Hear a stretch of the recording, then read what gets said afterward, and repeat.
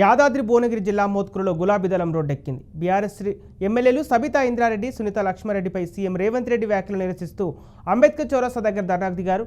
రేవంత్ రెడ్డి దిష్టిబొమ్మను దగ్ధం చేశారు. బేషరతుగా రేవంత్ రెడ్డి క్షమాపణ చెప్పాలని డిమాండ్ చేశారు. లేదంటే ఉద్యమాన్ని మరింత ఉధృతం చేస్తామని హెచ్చరిస్తున్నారు.